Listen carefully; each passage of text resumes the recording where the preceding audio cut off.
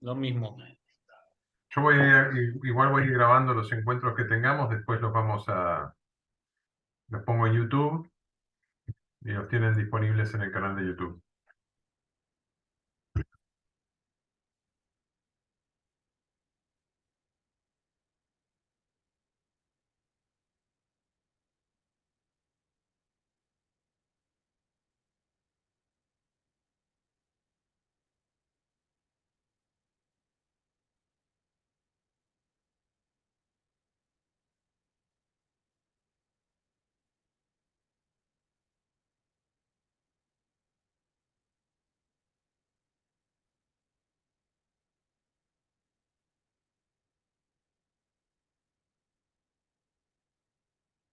Vamos a esperar un poquitito más a ver si alguien más se conecta. ¿Ustedes tienen idea? Si algunos, somos pocos igual en la comisión.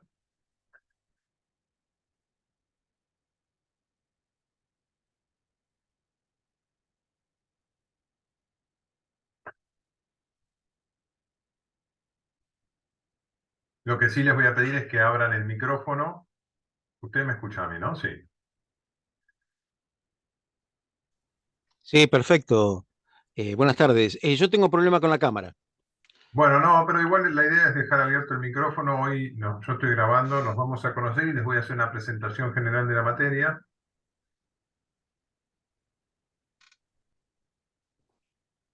Quería conocerlos a ustedes, que me cuenten un poquitito eh, su recorrido profesional, el por qué eligieron la especialización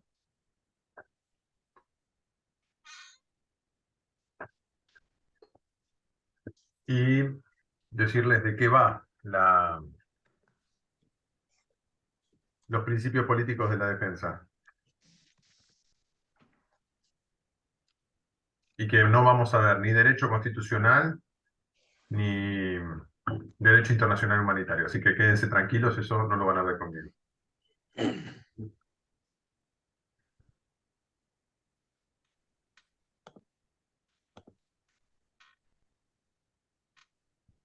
Bueno, Emiliano o Ángel, no sé quién de los dos. Ángel, Sí, no sé. bueno, Ángel ya me conoce, soy Emiliano Gutiérrez, mayor oficial del ejército, ¿sí? Estoy destinado al Estado Mayor General del Ejército en la Dirección General de Organización y Doctrina. Eh, bueno, lo que cuentan todos, como título de grado es licenciado en Administración y tengo algunas especializaciones, escuelas de guerra y demás cuestiones.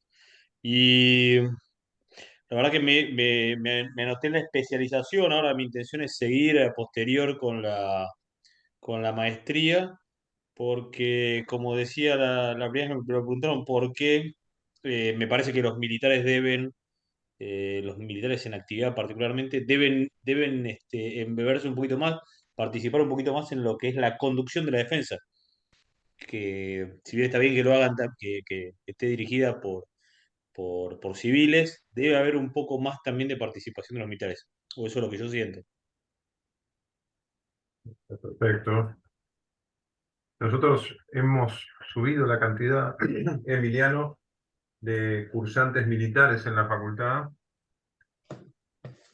Eh, de hecho, el otro día hicimos la presentación del apartado eh, del apartado de formación del Libro Blanco de la Defensa y un poco presentaba la facultad y decíamos, bueno, hemos recuperado también la cantidad de cursantes, la composición de las cohortes en FADENA tienen más, eh, más participación de profesión militar, de cursantes de profesión militar. Llegamos en la maestría al 55%, el año pasado 56%, no me acuerdo el número exacto, pero la verdad que estábamos bastante contentos porque se da un buen clima de intercambio.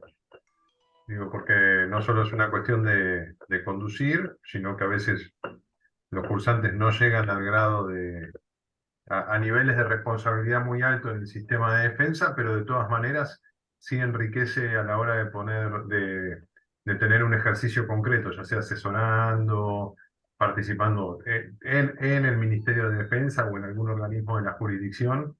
defensa nacional o en otro poder, ¿no? Que tenga relación con defensa. Ya cursaron el primer bimestre, ¿no? Hicieron gestión Sí, tuvimos pública, tres ¿no? materias que terminamos ahora.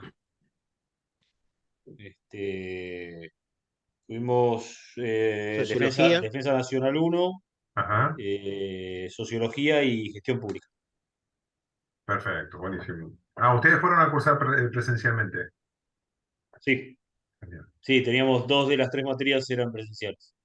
Socio y Defensa Nacional uno. Exactamente, y ahora tenemos solamente en este bimestre una sola presencial que es Defensa 2. Perfecto. Y ahora les hago la pregunta, vamos un poco intercambiando. Ya ahora yo como decano les pregunto, ¿este régimen de ir intercambiando mayor presencialidad, menor presencialidad, les sirve, les es cómodo? Eh, ¿Cómo lo ven? En mi caso es indistinto. A veces me gusta más la clase presencial, porque Perfecto. creo que los debates que se pueden dar son enriquecedores, que a veces el estar detrás de la pantalla no es lo mismo. Pero me adapto perfectamente a los dos sistemas. Aparte soy docente yo, y ya durante la pandemia este fue el único sistema que nos permitió comunicarnos con los chicos. Ah, ¿de qué sos o de qué es usted docente? No sé, nos podemos tutear, yo no tengo inconveniente, si ustedes lo prefieren, podemos tutearnos, eso para mí Sí, es, yo no tengo problema. bueno, Eh, yo soy profesor en ciencia política con orientación en ciencias jurídicas del Instituto Superior del Profesorado Joaquín B. González. Y doy en escuelas secundarias Derecho, Economía, Geografía Ambiental y Política, Historia, Formación Ética y Ciudadana. interesante. ¿Y por qué Y bueno, algunos de los libros de la bibliografía, bueno, fue mi bibliografía obligatoria en la carrera. ah, bueno, la verdad que entonces vamos a tener lindos debates. Sí, sí, sí, aparte que en el mundo de la ciencia política está para el debate permanente. Ajá. Aunque siempre están discutiéndose lo mismo. Y bueno, Los van resignificando y vamos a tratar de cambiar un poco el eje de discusión, o en todo caso es la propuesta. Este año va a ser el último con el mismo programa, la verdad que ya tengo ganas de introducir algunos cambios.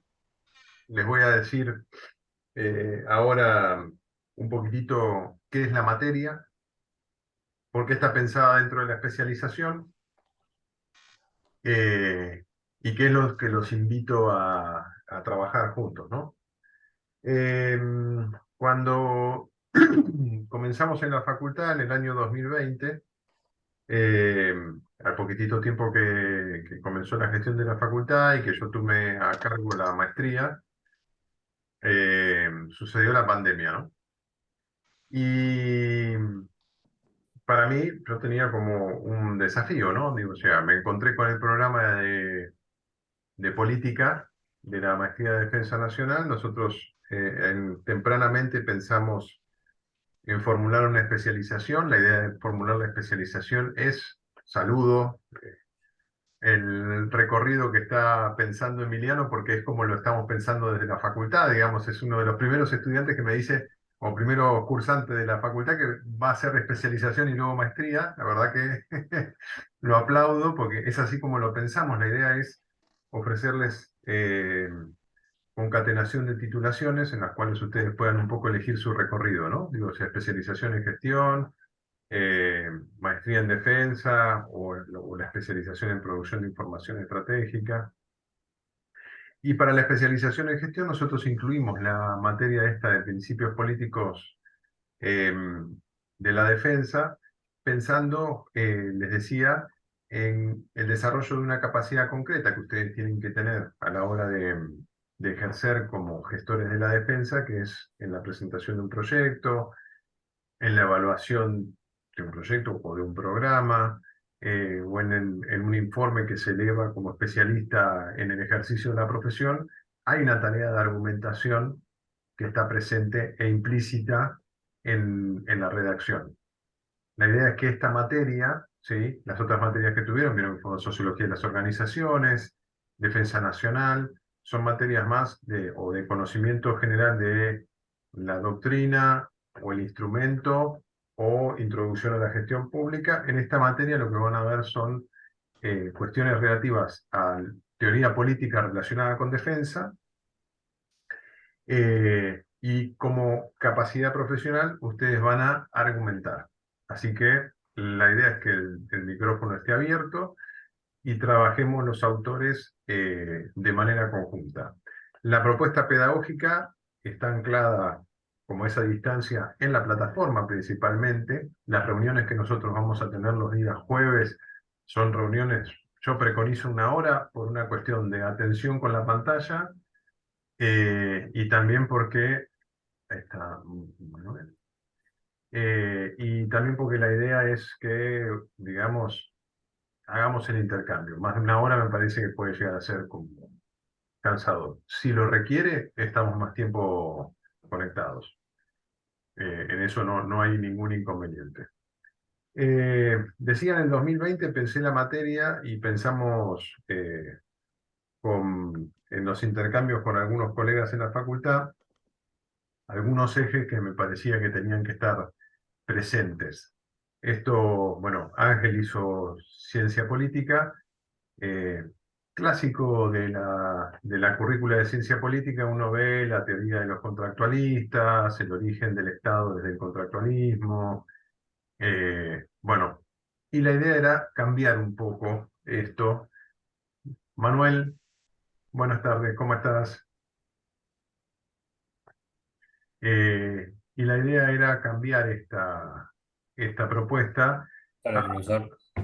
¿Cómo te va, Manuel? Algunos ejes sobre los cuales, algunos ejes que transitamos en los últimos tiempos. El primero de ellos tiene que ver con pensar específicamente la cuestión de la defensa, o qué autores de la teoría política nos interpelan a la hora de pensar la defensa. Y yo creía que un autor que en principio no estaba siendo trabajado en la facultad, no sé en las escuelas de guerra, pero en la facultad en todo caso no era trabajado, es Carl Schmitt. Más allá de la cuestión de, del- de la noción de amigo-enemigo, Carl Schmitt trabaja sobre un eje que me parece central para pensar la defensa nacional, que es el Estado. Detrás de la pregunta de Carl Schmitt está la pregunta por el Estado, eh, que es una de las ideas que tengo para cambiar los textos para el año que viene. Este año vamos a continuar con el mismo texto del año pasado, así que eh, para quien ha cursado, bueno, ya sabe, vamos a estar trabajando el concepto de lo político, que es un texto central de Carl Schmitt de 1922. El año pasado eran 100 años del concepto de lo político. Este año son 100 años de teología política, que es el segundo texto que acompaña a este. Yo hoy estuve trabajando un poquitito, quería saber si lo incluía, pero bueno, hay que trabajar, hay que cambiar otros textos más, hay que cambiar el de Freud, así que vamos a continuar con el programa del año pasado.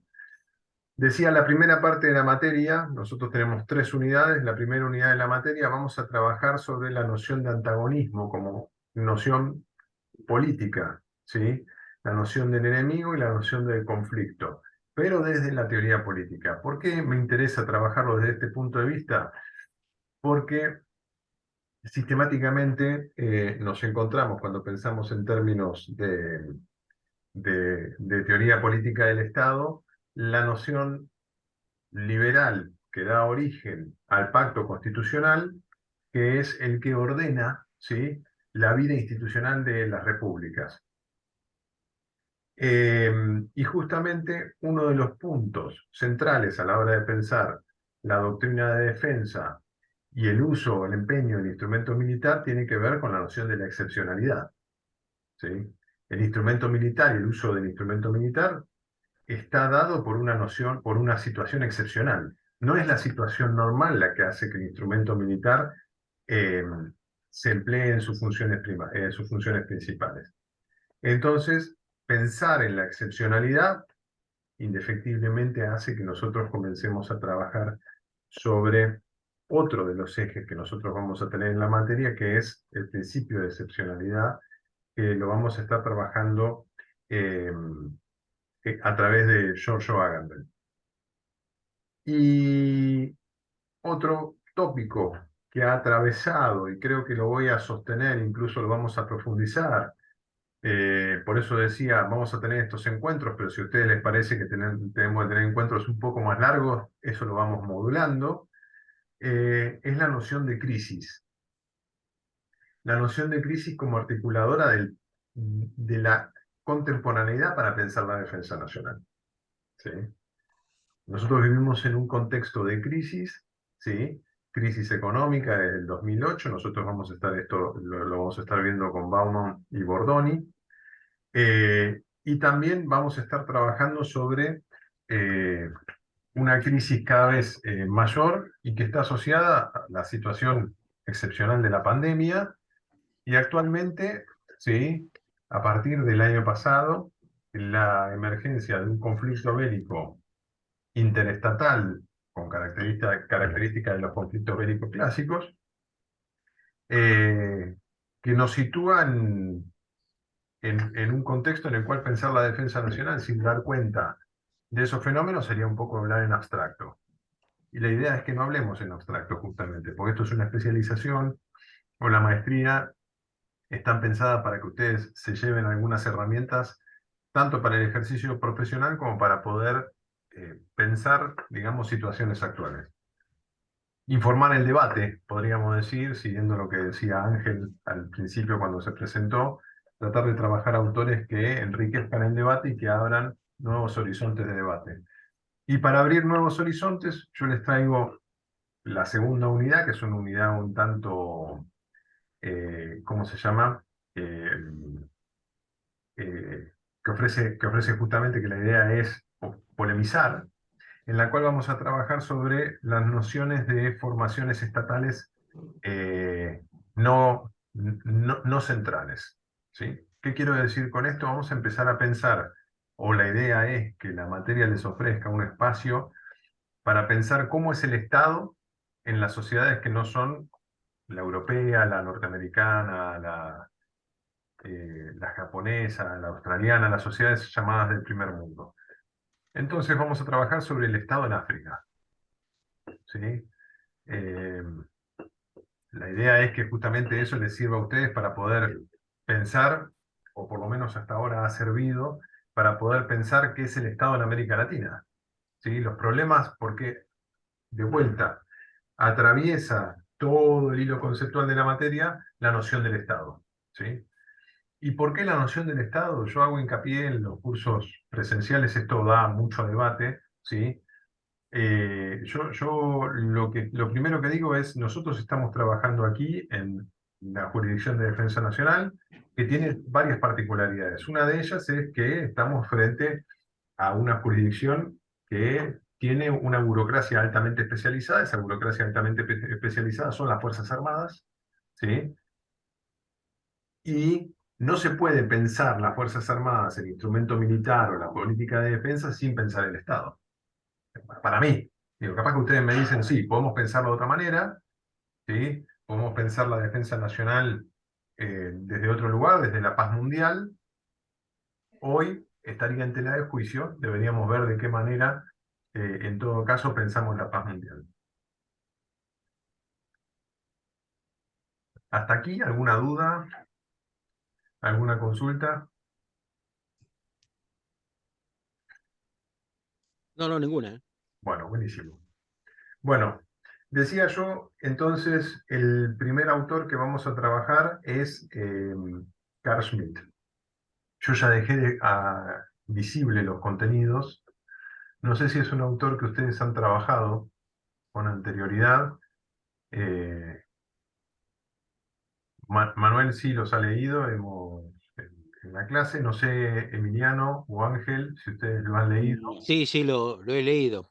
Ah, Incluso en la Escuela Superior de Guerra Conjunta sí. eh, vi la teoría del partisano. Ah, bueno, bueno. Es un texto posterior, la teoría del partisano. Claro, Y voy a explicar ¿por qué elegí este texto? Porque también estaba el texto de teología política. Primero situarnos un poquitito para saber quién es Carl Schmitt y por qué Carl Schmitt en los últimos años, por ahí para esto Manuel lo ha escuchado, tal vez Ángel lo sepa. Carl Schmitt es un autor alemán de fines que nació en la región bávara de Alemania a fines del siglo XIX, de extracción campesina y cristiana. ¿Sí? Que estos son dos datos biográficos que lo marcan al autor. Y digo que lo marcan por una serie de cuestiones que son bastante importantes luego en su devenir intelectual y en su compromiso político, que después él eh, morigera o en todo caso circunscribe a la situación que se da, que tienen que ver con una idea de Schmitt de poder pensar. ¿Sí? Schmitt es un pensador de la crisis, por eso nosotros lo incluimos en esta materia. La obra de Carl Schmitt se piensa en, en la posguerra del Imperio Alemán, se piensa en el contexto de la caída del Imperio Alemán, del nacimiento de la República de Weimar. La obra de Carl Schmitt es una obra crítica de la situación alemana de 1930 y además tiene la particularidad, como decía hace un ratito, de que Carl Schmitt es un autor que tempranamente se enrola en las filas del nacionalsocialismo, por lo cual fue un autor dejado de lado durante un largo tiempo del siglo XX. Y justamente en los últimos 10 años, podríamos decir 15 años, la noción de crisis hace que se vuelva a Carl Schmitt, ¿sí? Se vuelve a Carl Schmitt para poder pensarlo, pensar desde qué lugar Carl Schmitt está trabajando, ¿sí? La noción de lo político. ¿Y por qué digo que el autor morigera? Bueno, justo hoy estaba leyendo, creo que es Reinhard Meinhard, después lo voy a ver bien en la cita del libro y se los pongo en el foro o por aviso se los paso, que es uno de los grandes biógrafos de Carl Schmitt. Trabaja, digamos, que creo incluso que lo entrevistó. Carl Schmitt vivió muchos años, vivió hasta casi los 100 años, y él justifica su adhesión al Partido Nacional Socialista, que es muy temprana. El putsch que lleva a Hitler al poder se da en el mes de marzo de 1933 y la ficha de adhesión de Carl Schmitt al Partido Nacional Socialista es del 1 de mayo del mismo año. O sea, estamos hablando que ahí al mes y pico se enrola en la fila del Partido Nacional Socialista. Hay una adhesión, dicho por el propio Schmitt, eh, por interés de participar en las filas del nacionalsocialismo para sostener una posición, porque ya era un jurista reconocido en el mundo alemán. Y él quería sostener esa posición de intelectual reconocido y entiende que afiliarse al partido de poder era lo que le iba a permitir sostenerse como presidente de la Asociación de Juristas.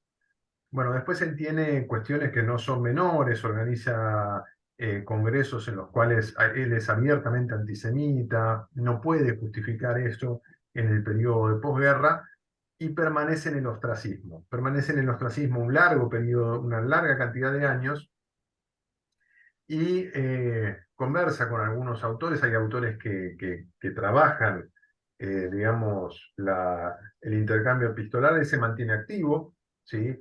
Eh, Luego de la guerra escribe la teoría del partisano que decía Ángel, y escribe otros libros más. Escribe, por ejemplo, de Teología Política 2, ¿sí? Que es una respuesta al primer libro de Teología Política. Si nosotros queremos situar la obra de Carl Schmitt, podemos decir el concepto de lo político, que es el texto que tiene en la plataforma 1921-22, Teología Política 1923, y creo que la teoría del partisano, que es del 47 o por ahí. Ángel, si vos lo recordás, te lo agradezco lo decís. Es alrededor del 50, el año 50 más o menos. Ahí está, Así que puede ser 47.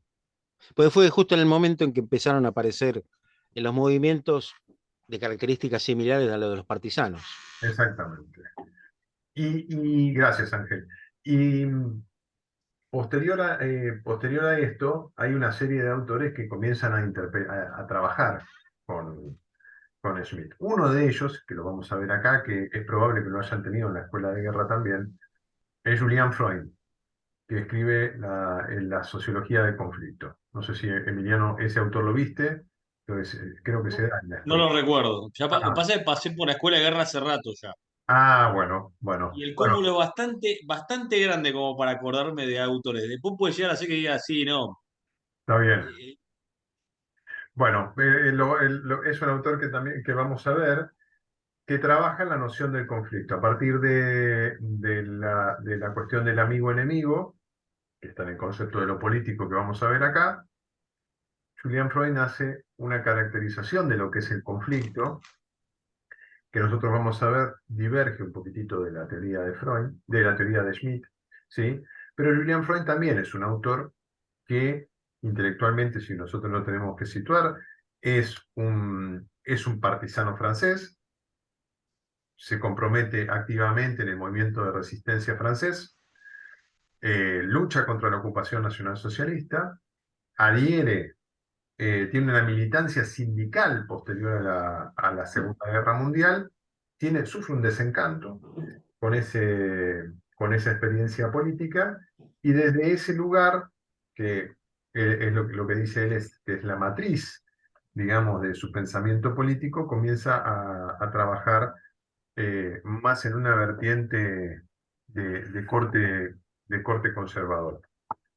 Volviendo a Schmitt y al concepto de lo político, en los últimos años se ha trabajado mucho la cuestión del amigo-enemigo y la cuestión de la conflictividad a partir de la teoría de Carl Schmitt, pero ya cada vez desde un cúmulo de autores más grande. El abanico de autores que trabaja sobre Schmitt es cada vez más grande.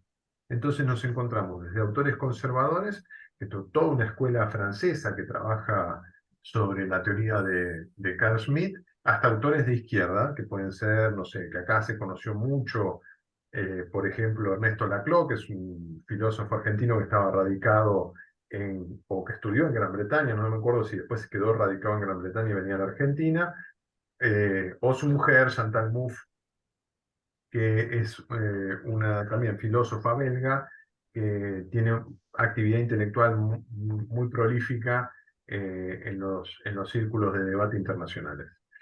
Digo, es un autor que se toma desde varios lugares, y es un autor, como decíamos recién, un tanto maldito, porque ¿qué hacemos con el compromiso político de Carl Schmitt? ¿Dónde se traduce ese compromiso político en la obra de Carl Schmitt? Entonces, bueno, aquí trabajamos con un texto muy temprano, en el cual el concepto de lo político nos trae a la noción del antagonismo de amigo-enemigo. ¿Por qué? Porque lo que estamos trabajando acá es un texto en plena crisis de política de, de Alemania. Repito, 1922, estamos a 4 años del final de, de la Primera Guerra Mundial, caída del Imperio Alemán, República de Weimar, y comienzan las crisis. ¿Qué crisis comienza? Weimar es una de las primeras expresiones del parlamentarismo en todo su apogeo, ¿sí? La República de Weimar, para quien no conozca, es la forma que adopta la Constitución alemana cuando se implosiona el Imperio. El Kaiser deja de ser Kaiser, ¿sí? Los Länder comienzan a formar la República de Alemania, y la República de Alemania adopta la forma parlamentaria, y esa forma particular parlamentaria se traduce en la Constitución de Weimar, que es uno de los elementos que critica fuertemente Carl Schmitt. ¿A qué se enfrenta Carl Schmitt? ¿Qué ve Carl Schmitt? Carl Schmitt ve un Estado en descomposición. ¿Qué quiero decir con esto? A lo que ve el autor, el diagnóstico a partir del cual se escribe la obra del autor. Ustedes van a ver que yo sistemáticamente, esto entre paréntesis, para que se entienda, los autores hablan de un texto, tienen un texto y hablan de un contexto. Y es muy importante que nosotros comprendamos, y esto es para la argumentación, yo voy a ir saltando entre los contenidos de los materiales y el trabajo que vamos a ir desarrollando en el curso. Los textos de los autores hablan de un contexto de producción, ¿sí? El autor, ¿a quién le habla? Le habla a pares de ellos, a juristas, y habla sobre una situación. ¿Sobre qué situación está hablando? Sobre un contexto de descomposición política, que él interpreta como descomposición política. ¿Qué es lo que ve él? Una república que no termina de cuajar. Es lógico, pensemos de vuelta, yo dije, hay dos datos biográficos que marcan al autor, ¿sí? Su condición campesina y su extracción católica apostólica romana. En un país, ¿sí?, que es preferentemente en la República de Weimar, liberal y protestante. ¿Sí? Ahí hay una tensión, ¿se entiende? Digo, o sea, este es un primer elemento que nosotros no tenemos que perder de vista, porque si no, se abstrae la lectura de Carl Schmitt, ¿sí? Y no se comprende bien, y esto les va a servir para cualquier texto que ustedes tengan que utilizar, en qué contexto sirve utilizar a Carl Schmitt como justificación, o sirve argumentar con Carl Schmitt. ¿Sí? Carl Schmitt entonces argumenta desde este lugar.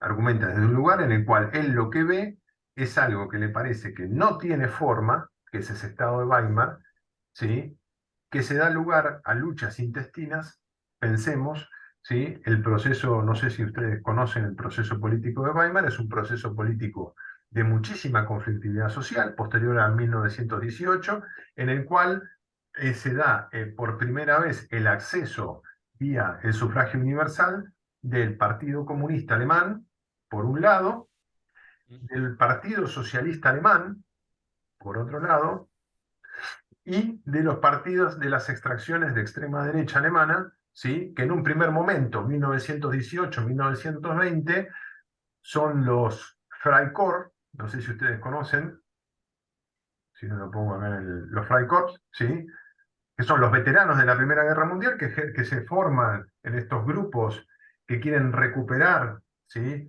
el prestigio de la Alemania, y que después esos grupos devienen en la base de las SA y las SS, ¿sí?, que apoyan a Adolfo Hitler.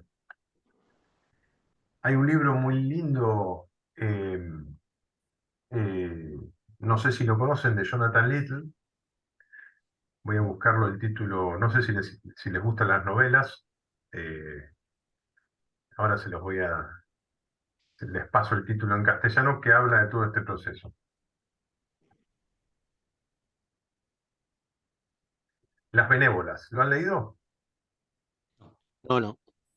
Ah, se los recomiendo. Si tienen la posibilidad de leerlo, se consigue en PDF en internet. Si tienen la posibilidad de leerlo, yo se los recomiendo. Es un libro que retrata todo este proceso que les estoy hablando a partir es el relato en primera persona de un abogado a partir de los últimos años antes de la Segunda Guerra Mundial y los primeros años de la Segunda Guerra Mundial, y, y él particularmente se ve enrolado en todo el proceso de, de expansión del Reich durante la guerra hacia el este, ¿no? Va a Ucrania, los pogroms que se dan en los países bálticos.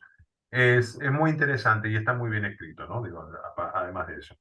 El autor es norteamericano, vivió mucho tiempo en Europa y se desempeña como periodista. Bueno, y ganó por esta novela en particular, ganó un premio. Así que ellos, si tienen tiempo, eh, digo, para acompañarnos con un poco de cuestión de ficción, también todas las cosas que vamos viendo para que no sea tan pesado, ¿no? Porque si no, digo, perdonen, yo a veces voy a usar un poco de palabras un tanto chabacanas, termina siendo un embole, ¿no? Digo, o sea, vamos a estar hablando de teoría política, tiene un correlato con la realidad, por eso también lo estamos pensando.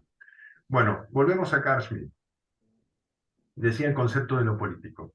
Entonces, en el concepto de lo político, nosotros lo que nos encontramos es un pensador que desde el derecho trata de generar una teoría política que le permita pensar la unidad. ¿Sí? Volvemos a pensar, República de Weimar, división, ¿sí? la división de la República de Weimar, representada en un parlamento con múltiples representaciones políticas, algunas representaciones políticas presentes en el Parlamento de Weimar que atentan contra la propia República de Weimar. Entonces, el jurista que dice, esto no puede suceder. No puede ser que nosotros estemos presentes en un proceso de descomposición que el mismo sistema habilita. ¿Sí?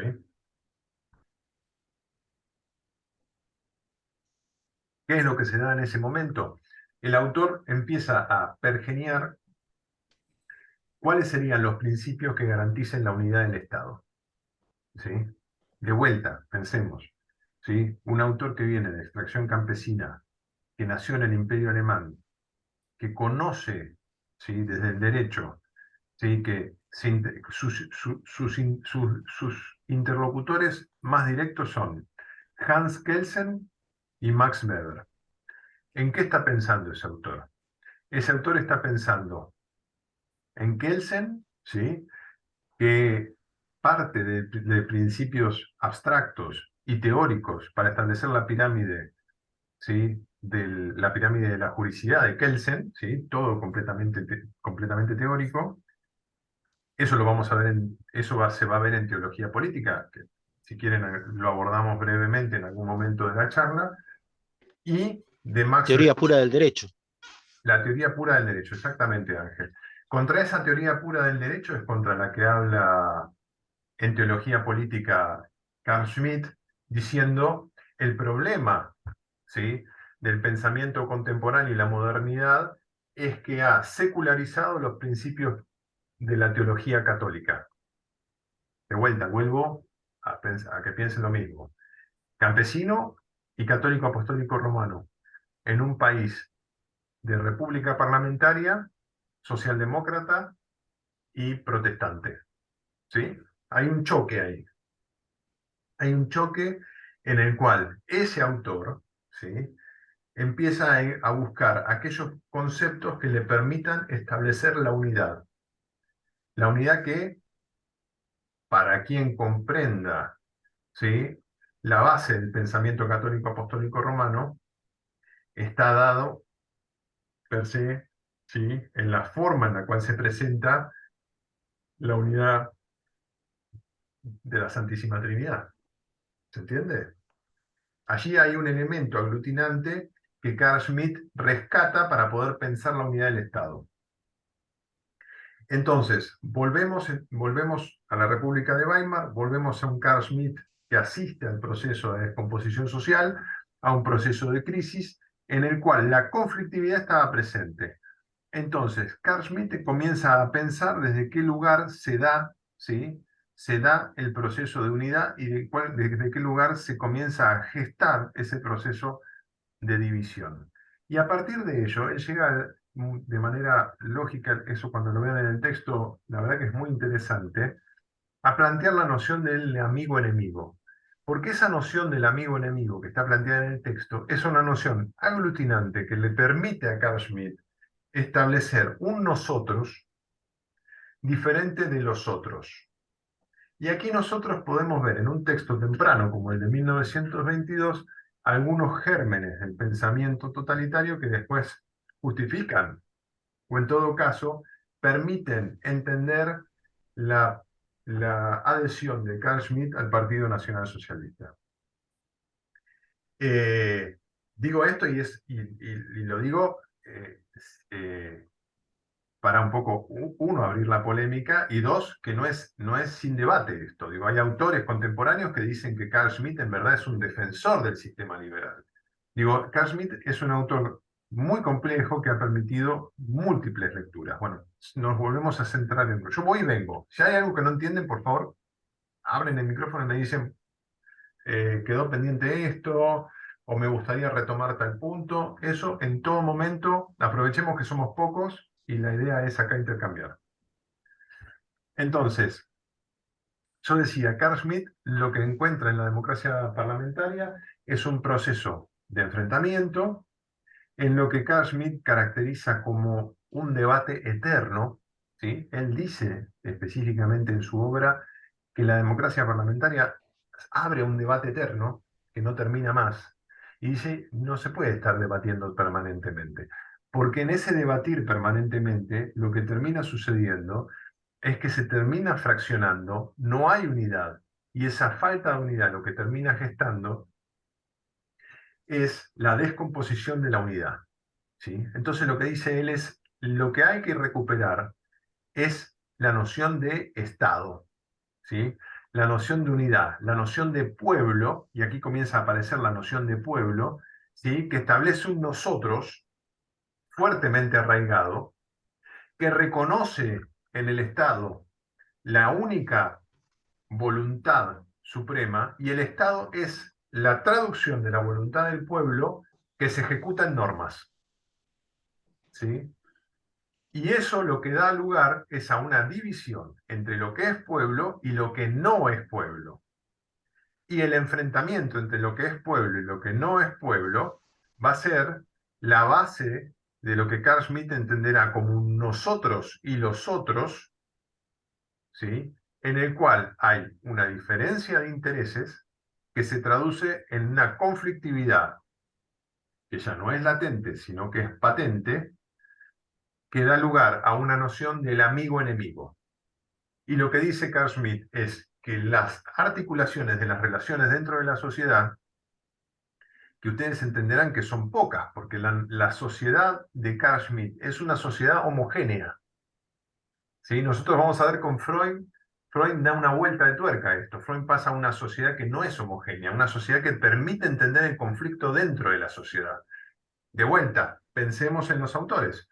Carl Schmitt es un autor cristiano y campesino que piensa desde el imperio un proceso de descomposición y sufre una derrota.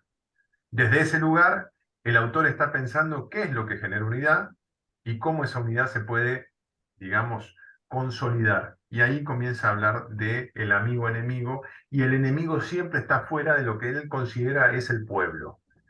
¿Y qué es el pueblo? El pueblo es la razón última, ¿sí? En esta teología política que lamentablemente no tenemos tiempo para abordar acá en el curso, ¿sí? Que es el principio inmanente que subyace a las decisiones del Estado. ¿Hasta acá se sigue? Y esta noción que nosotros estamos trabajando acá, Emiliano, si hay algo que no entendés, vos me decís, si se sigue más o menos o hay algo que está Lo así. entiendo perfecto. Ah, buenísimo. Entonces, nosotros lo que tenemos acá son esta división en la cual el enemigo está afuera, el enemigo está dentro, perdón, el amigo está dentro, y el Estado y el pueblo se vuelven uno solo, ¿sí? Esta es una comprensión muy, muy, muy básica del principio de conflictividad, ¿sí? Que tiene derivas posteriores, que nosotros vamos a ir viendo a lo largo vamos a volver al texto de Carl Schmitt a medida que vayamos avanzando, sobre todo con el principio de excepcionalidad, sobre todo con el principio de excepcionalidad, que nos va a permitir comprender, ¿sí? De qué manera esto también tiene un correlato en posiciones políticas que nosotros hemos visto en América Latina o que se pueden ver en otras latitudes. Desde este lugar, yo los invito a pensar, digamos, un concepto que para mí es clave para entender qué es la defensa nacional, porque aquí esto es uno de los primeros textos, en primer lugar, que es un texto contemporáneo, ¿sí? Lo que sí me parece muy importante es que nosotros comencemos a trabajar la defensa nacional a partir de autores que piensen el fenómeno político desde lo contemporáneo. Y nosotros comenzamos a pensar el fenómeno político desde el siglo XIX o desde el siglo XVIII, entiendo que tal vez ofrezca ciertas dificultades para entender analogías con lo actual. Y en segundo lugar, que es un autor que comienza a pensar efectivamente la noción de conflicto de intereses, ¿sí? Conflicto de intereses asociados a naciones. Nosotros pensemos que acá es uno de los primeros autores que habla de conflicto, ¿sí? En términos de un pueblo contra otro pueblo, ¿sí? Es una teoría que habla y que interpela la experiencia política en la primera parte, en la primera mitad del siglo XX. ¿Sí? No estamos hablando de elites en conflicto, ¿sí? No estamos hablando de problemas de de establecimiento de Estado Nacional en el sentido de los conflictos del siglo XIX en América Latina, Argentina, las guerras civiles del siglo XIX argentino. Estamos pensando en otro tipo de conflictos, ya estamos pensando en los conflictos contemporáneos, conflictos de naciones, ¿sí? Y allí el concepto de lo político interpela para poder pensar la actualidad. Este es el primer texto que nosotros vamos a tener. Ustedes van a encontrar en la plataforma voy a ir al curso, lo tienen en la unidad número 1, ¿sí? Yo ya les dejé los textos descubiertos, tienen un foro, y además del foro yo les dejé una conferencia de Jorge Dotti sobre Carl Schmitt, que puede servirles si tienen ganas de verlo. Es material optativo ese. Yo se los recomiendo. Dura 50 minutos la conferencia, la verdad que no es muy larga, pero sí es interesante para que ustedes vean un pensador argentino como Dotti. Para quien no lo conozca, es un filósofo argentino que la verdad que ha sido referente a nivel mundial del pensamiento de Carl Schmitt, falleció. Eh, y la verdad que es muy interesante lo que dice ahí, porque detrás del pensamiento de Carl Schmitt, vuelvo a uno de los puntos iniciales de la conversación de hoy, hay una preocupación por el Estado, por cuán fuerte es el Estado o cuán débil es el Estado, ¿sí? Y de qué manera ese Estado puede hacer prevalecer lo que es la soberanía, que en última instancia, cuando uno lee Carl Schmitt, ¿sí? El otro día asistí a una conferencia, la verdad que era muy interesante. Decían, ¿qué es la soberanía? La soberanía no es proteger el recurso, ¿sí? Ser soberano es la capacidad de decisión, que es una cosa completamente diferente, ¿sí? En Carl Schmitt eso está presente. La soberanía es la voluntad última del pueblo, ¿sí? Para tomar una decisión. Ahí hay un punto central, medular, que nosotros tenemos que entender, que tiene que ver con que, además de todo, y después esto lo vamos a ver con la noción de excepcionalidad, el autor de lo que habla es que el Estado interpreta en última instancia la voluntad del pueblo y toma decisiones, ¿sí? Que crean normativa. Y eso es un punto importantísimo para poder pensar la defensa nacional, porque, ¿sí? el, el acto per se de utilización del instrumento militar, ¿sí? Siempre uno dice, bueno, el instrumento militar, ¿sí? El ciudadano de profesión militar se forma en la paz para evitar la guerra, ¿sí? Pero su formación está hecha para desempeñarse en la guerra. La guerra, ¿sí? Como situación, tiende a ser considerada una excepcionalidad dentro del Estado de Derecho liberal burgués, si podríamos decir lo que tenemos en los últimos 200 años. ¿Sí? Las repúblicas liberales, por ejemplo, latinoamericanas, ninguna contempla los procesos de guerra como procesos constantes. Lo que se piensa es en términos de progreso, en términos de libertad, de comercio, de circulación, todos principios que hacen, ¿sí? A situaciones que se consideran normales, que solo se ven vejadas o se ven interrumpidas por una situación excepcional que puede ser una guerra o una catástrofe. Hasta ahí estamos de acuerdo. Bueno, Hoy el concepto de catástrofe es atendido por las Fuerzas Armadas. exactamente, porque ahí hay un punto importante que nosotros vamos a trabajar durante el curso, es que en el punto en el cual, si digo esto, y lo digo para el debate, en el punto en el cual guerra y catástrofe se tocan y hacen que el instrumento militar o la jurisdicción de defensa tenga injerencia, es que de vuelta lo que aparece es una excepcionalidad. Es la excepción la que regula el empeño del instrumento militar. ¿Se entiende? ¿Cuál es el denominador común? Si yo tuviera que factorear, ¿sí? Permítanme, los fenómenos, yo diría, ¿cuál es el denominador común que hace que una catástrofe natural, una guerra o alguna otra situación haga que intervenga defensa? Bueno, la excepcionalidad. Es un enemigo externo. no es la cuestión del enemigo, porque acá empiezan a aparecer otras cuestiones, digo, o sea, cuando talla, por ejemplo, la catástrofe, digo, o sea, no hay una cuestión de un enemigo, por ejemplo, si yo digo, bueno, no sé, hay un terremoto, digo, o justo no sé cuándo se publicó el último mapa sismográfico, estaba publicado en los diarios, ayer o hoy, ¿no? Hay un terremoto, ¿sí? ¿Qué agencia estatal tiene la capacidad de desplegar la logística suficiente para garantizar digamos, abordar la situación de catástrofe? En principio, eh, la jurisdicción defensa, eventualmente defensa civil. ¿Estamos de acuerdo? Digo, y ahí no hay, Ángel, un enemigo, en los términos que nosotros Claro, usamos en Schmitt. aunque podemos llegar a considerar a la naturaleza enemigo en ese momento. Ahí eso es otro debate. Ahí ya vamos a filosofía y yo no sé si los colegas acá, los compañeros, van a querer que nos metamos en filosofía política. Digo, la relación cultura-naturaleza, ya estamos en antropología. Digo, pero volviendo simplemente a lo político, digo, así hay una cuestión de excepcionalidad que sí tiene, digo, para que ustedes entiendan que, digo, o sea, voy a hacer hincapié todo el tiempo y si algo les parece abstracto, les pido por favor que me digan, eh, che, Gonzalo, profesor, no se entiende esto, ¿cuál es el correlato de esto? Le voy a decir casos concretos.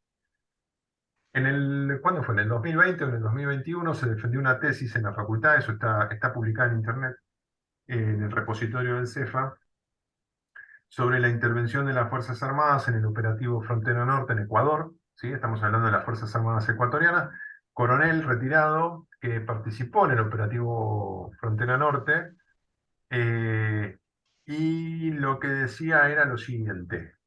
Esto también lo he conversado con un general retirado argentino que ha participado en los procesos de desarme y paz en Colombia. La intervención concreta a la cual se puede encontrar enfrentado un profesional militar en una situación determinada, ¿sí? Es una situación de excepcionalidad. Pensemos un flujo migratorio fuerte, como decía este coronel retirado del Ecuador, un flujo migratorio fuerte del país vecino que es Colombia, más la intervención de grupos armados. Hasta ahí me siguen. Esa situación es de excepcionalidad. El empeño del instrumento militar se da por la Constitución. El ejercicio de la fuerza, ¿por qué se rige? Y aquí la pregunta que dio lugar a la tesis. ¿Sí? Porque lo que decía el coronel ecuatoriano era, ¿cómo se evalúa el accionar del militar en el marco de la operación? ¿Qué norma lo rige? ¿Lo rige una norma excepcional de zona militar o lo rige el plexo normativo de la Constitución? En ese caso particular, hay 3 artículos, hace poco también defendió un general ecuatoriano eh, su trabajo final de maestría y traía a colación, son el artículo 158, el artículo 162 y 164 de la Constitución ecuatoriana, y otorga funciones sobre diversos planos, ¿sí? Y entre ellos funciones accesorias de seguridad. Entonces lo que decían eh, los dos miembros del ejército, decían, bueno, ¿cómo se regula eso? ¿Cómo evalúo yo la intervención concreta del militar en el terreno en el cual tiene que regular, por ejemplo, el flujo migratorio? ¿De quién es la competencia en esa situación de excepcionalidad? ¿De Bueno, justicia? pero en nuestro país lo tenemos regulado. Por eso tenemos una ley de defensa y una de seguridad. Y todo lo que tenga que ver con la seguridad interior le pertenece a la fuerza de seguridad. Sí, sí, Ángel, estamos de Salvo, acuerdo. salvo que lleguemos a la gran excepcionalidad donde las fuerzas de seguridad no son suficientes, y ahí Ajá. sí. Exacto, y en ese Pero, punto nosotros lo que justamente pensamos son esas situaciones. Yo traje a colación la situación ecuatoriana, más allá de que el plexo normativo no coincide con el nuestro, porque sí hay una pregunta ya que subyace la experiencia ecuatoriana que sí es válida pensar en el marco de este seminario. Yo encuentro una situación excepcional en la cual tengo que empeñar el instrumento militar. No sé, pongamos un caso cualquiera en Argentina. Una situación de catástrofe que hace que sea necesario la intervención última ratio de las Fuerzas Armadas.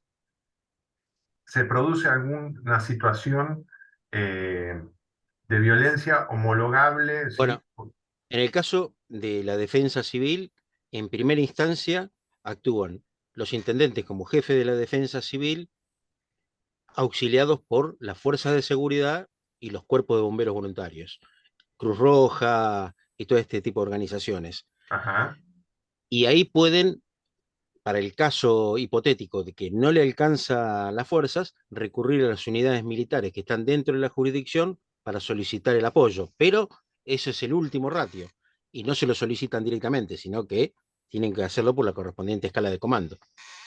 perfecto.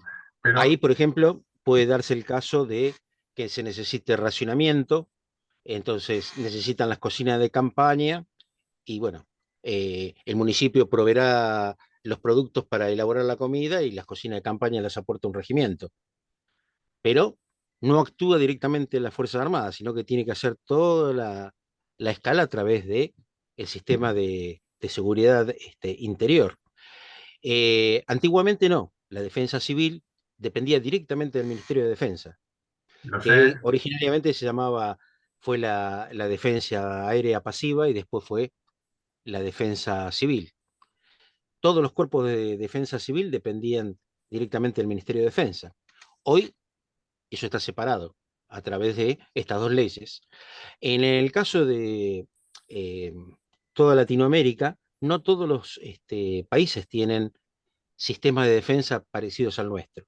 Por lo sé. ejemplo, Pero yo México ahí, tiene Ángel, como cabeza el Ministerio de Defensa y hay otros países como Brasil que tienen defensa y seguridad, aunque defensa está por arriba de seguridad. Acá, defensa y seguridad están al mismo nivel. sí.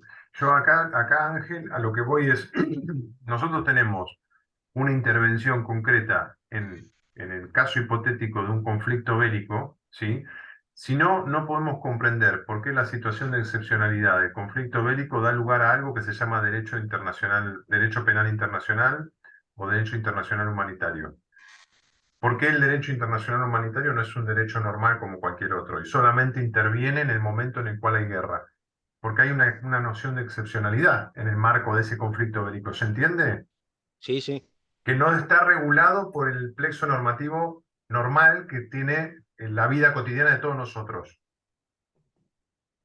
Porque hay algo allí que subyace en el conflicto bélico, que es justamente la noción de amigo-enemigo, por eso la idea de traerlo a colación en el seminario, que tiene que ver con el ejercicio de la violencia en la aniquilación del otro. ¿Sí? Estamos de acuerdo sobre la separación de seguridad y defensa, el origen doctrinario de la separación de seguridad y defensa en el Estado de Argentina, en la doctrina del Posse Comitatus de los Estados Unidos.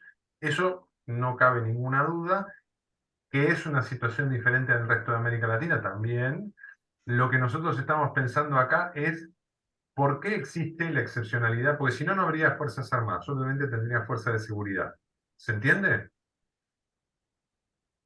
Aquí hay un punto en el cual nosotros tenemos que pensar qué es lo particular de la política de defensa, que no hace al resto de, que no hace a la política de seguridad. Digo, si yo pienso seguridad, lo que pienso es en el uso mínimo de la fuerza para, ¿sí?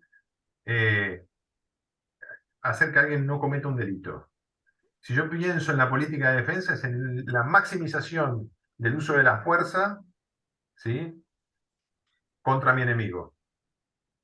O para decirle a mi enemigo que no haga lo que yo quiero que no haga. ¿Estamos de acuerdo en eso? Esos dos, digo, defensa y seguridad son dos cosas completamente diferentes. Eso no me cabe ninguna duda. Ahora, la existencia de la política de defensa, bueno, hace que nosotros tengamos que pensar cuáles son los principios que regulan eso. Y uno de los principios que regula eso es la excepcionalidad. Por eso existe la, eh, la política, eh, ¿cómo se llama? Eh, ay, perdón, el cierre me está mandando WhatsApp sin parar. Eh, por eso digo la excepcionalidad, por eso digo que la situación de amigo-enemigo no es una situación que regule el común de las relaciones sociales, y ahí después vamos a ver con Freud otras cosas que comienzan a aparecer en la conflictividad social, ¿sí? Y otros autores más. Pero en el caso de Schmitt, lo que piensa es una teoría del conflicto total, porque lo que está detrás de la teoría de Schmitt es la disolución de la entidad estatal. ¿Sí? No sé si esto se sigue, Ángel. Sí, sí. Eh, Ah, tenemos el caso, por ejemplo, eh, el dictamen de la Corte Suprema del año 30, donde hubo una excepción, que fue el golpe que le dan a Irigoyen y la Corte lo termina avalando, porque venían de una doctrina estadounidense que decía que no puede haber un Estado sin gobierno y por lo tanto quien tenga la fuerza para poder sostener ese Estado era suficiente para que tuviera ese título de gobernante.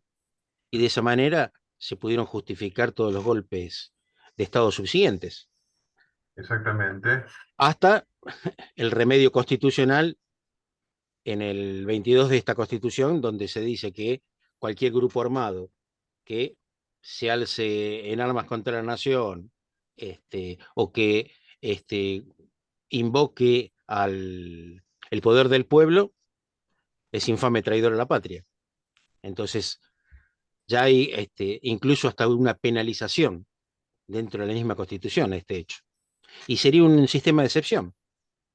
Y eso es lo que se quiso plantear también, porque durante los juicios a las juntas, plantear la excepción, porque fueron estados excepcionales y es indiscutible eso. En los momentos en que tuvimos una guerrilla, que encima de ser una guerrilla apátrida era motorizada desde otros estados. Sin embargo, no sirvió tampoco para que pudieran ser exculpados. Sí, la situación de excepcionalidad justamente es lo que nosotros estamos tratando de discernir, porque en el fondo un poco la cuestión es ver cuáles son los principios políticos. Allí, digamos, respecto de cómo se organizó la intervención de las Fuerzas Armadas en la historia argentina, bueno, eso si quieren lo debatimos, digo, en el marco del curso, pero estamos un poco lejos de esto, ¿no? Digo, o sea, de vuelta, pensamos el contexto y pensamos también acá una cuestión súper importante que vos traes a colación, Ángel, que tiene que ver después con otras posiciones respecto de cómo se entiende república y democracia en el territorio americano y en particular en la doctrina jurídica argentina, en el cual el problema de la teoría política argentina o el problema de la praxis política argentina gira en torno a la noción de democracia. Creo que es una cuestión que atraviesa todo el continente americano, si se me permite la digresión, desde liberales y conservadores en Colombia hasta la forma en la cual fueron interpretados los procesos de ampliación de mayorías en Argentina, que eso ha sido una constante, digamos, que ha traído problemas. El trasfondo de eso tiene que ver en cierta medida con la forma en la cual se comprende la doctrina liberal más anclada en el principio de república como división de poderes que en el principio de participación democrática. Pero bueno, digo eso, ahí ya nos vamos a ir mucho más en filosofía política. No me quiero alejar tanto de defensa, ¿sí? Eh, porque creo que aquí hay algunos puntos sobre los cuales giran en torno a lo que dijo recién Ángel.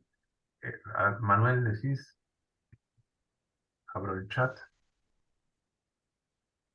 La situación de Ucrania, ¿cómo se entiende? ¿Se la puede encuadrar dentro de la teoría del estado de excepción? Es que justamente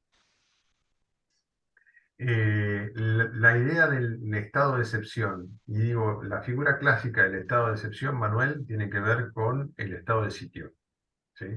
Pensando el estado de sitio como un estado excepcional, ¿no? En el cual se suspenden momentáneamente las libertades individuales consagradas en la Constitución.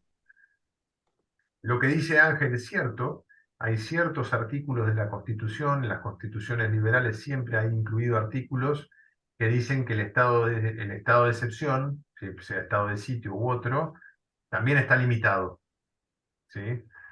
Pero es contradictorio, porque en el marco de la limitación de las libertades, por ejemplo, la libertad de circular en estado de sitio no existe, ¿no? Digo, hay estado de sitio, o sea, el toque de queda, no se puede salir a la calle. Quien sale a la calle está penalizado. Bueno, hay una suspensión, ¿sí? Lo vamos a ver con otros autores, hay una suspensión de las libertades básicas, ¿sí? Que el estado de sitio o el estado de excepción hace que sea particular. En el caso de Ucrania, sí se puede, es un estado de excepción, pero porque están suspendidas las libertades, pero están suspendidos los derechos liberales, pero porque hay una guerra. Y de vuelta, la guerra como fenómeno político, si uno acá lo va a ver como fenómeno político, ¿sí? Esto no quiere decir que nosotros no reconozcamos los horrores de la guerra, digo, o sea, pensemos que estamos en dos planos diferentes, ¿no? Por eso yo traía a colación algunas situaciones y voy a tratar sistemáticamente de pensar en ejemplos por fuera de la historia argentina para después pensar el ejemplo argentino si tenemos tiempo o abrimos al debate. En Yo el caso, preguntaba porque sí, por ahí no sé si lo tomaba como estado de crisis o como estado de excepción. Usted había hecho un comentario de esos dos conceptos al sí. principio. El estado, la guerra primero que hay una crisis y segundo después vamos a ver lo de estado de crisis que trae esa colación Manuel como una cuestión que en los últimos 10 15 años, ¿sí? Ha sido una constante, cuando la crisis en verdad está pensada desde la teoría clásica liberal como una cuestión excepcional. Entonces, lo que está sucediendo últimamente es que como la crisis es continua, la excepcionalidad es continua, ¿sí?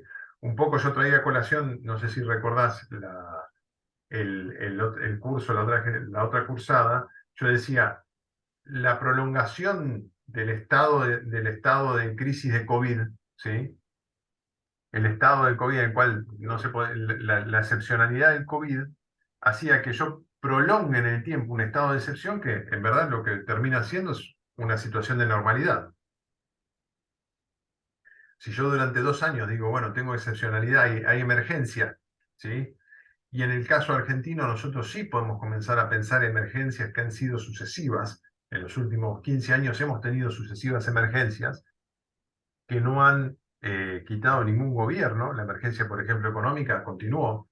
Desde el año 2001 continuó la emergencia económica hasta el año 2018, si no me equivoco, 2019.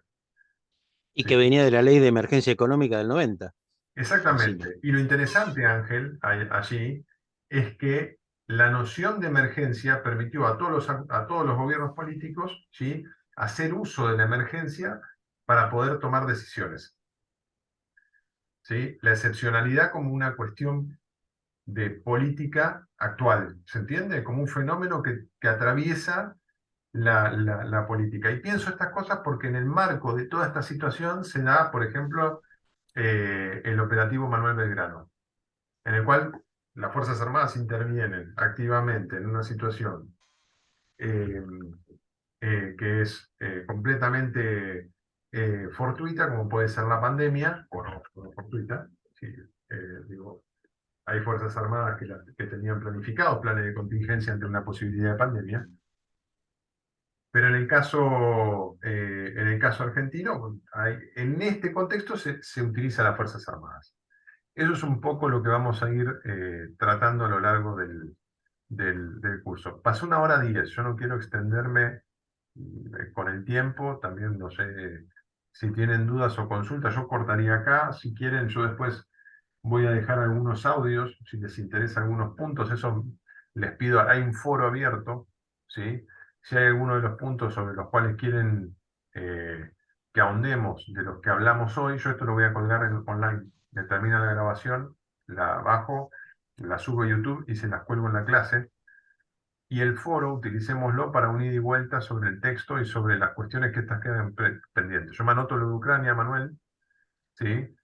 Para ver de ahondar algunas cositas ahí que pueden ser interesantes para pensar eh, los principios políticos de la defensa.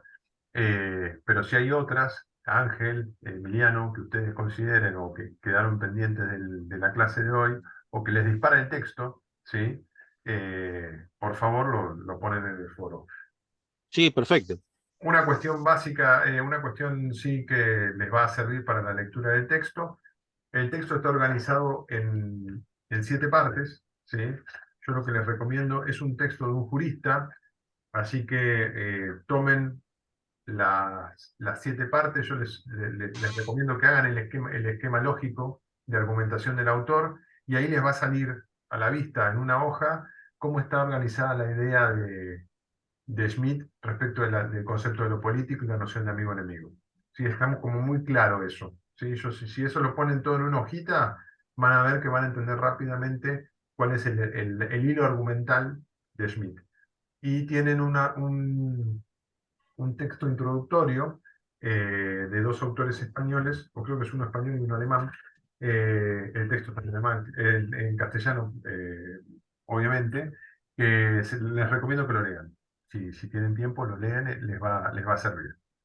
Así que, Humberto Eco tiene un libro póstumo que ah, con distintos trabajos que él tenía, la esposa los agrupó, hicieron La construcción del enemigo, que es el último libro que sería de Eco. mira, no lo conocía. Bueno, lo voy a tener en cuenta para ver si lo incluyo cuando cambie el programa de la materia.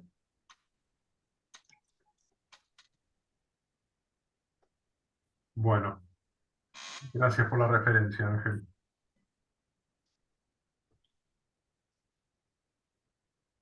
Bueno, ¿alguna duda, consulta?